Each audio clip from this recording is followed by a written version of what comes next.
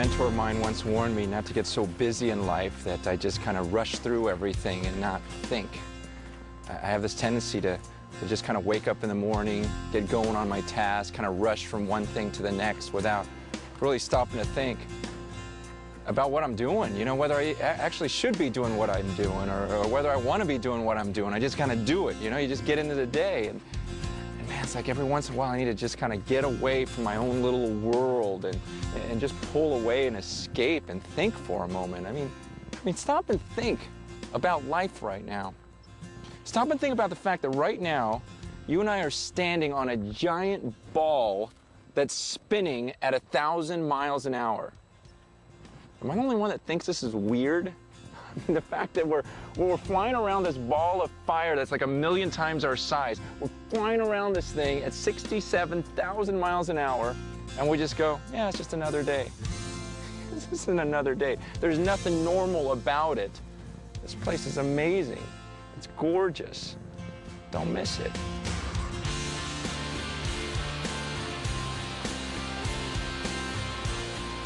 I mean, think about these bodies we're living in right now.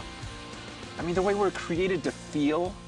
You know the feelings you get when you first fall in love and you just want to scream to someone, you feel like something inside you is welling up?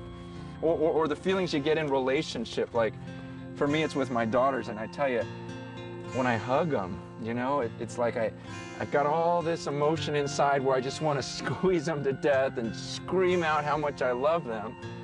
I'm just crazy about them. What is that?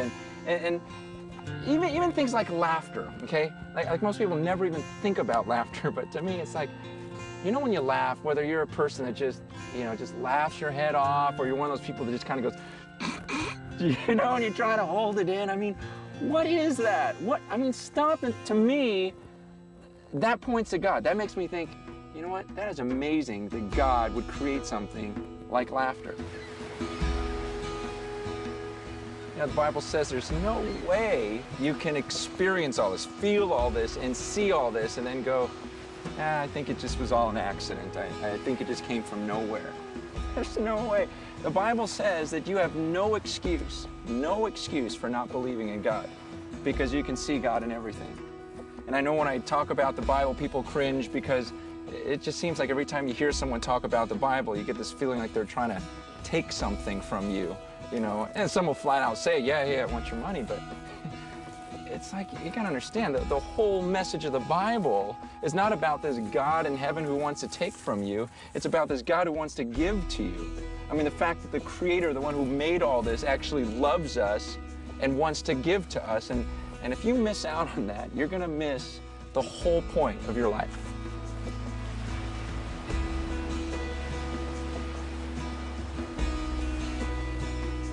The message of the Bible isn't about how there's this awful being up in heaven who's given us these harsh commands that he just forces upon us. I mean, even his commands, people talk about them like they're a bad thing when his commands are a gift to us. They're a necessary thing. When he says, thou shalt not murder, he's just saying, look, you know, I think your life on earth would be better if you don't kill each other.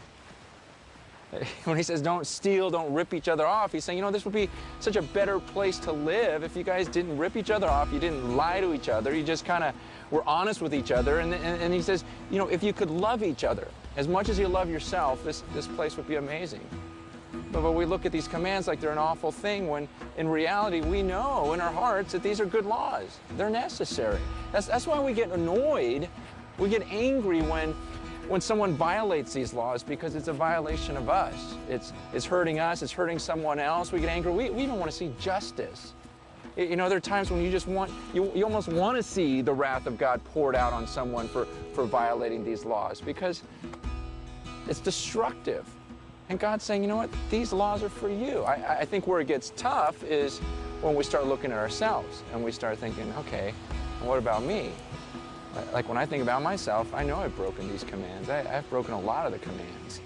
And honestly, there's a side of me that freaks out, thinking, you know, what would it feel like to stand before this awesome, amazing God one day and have him question me?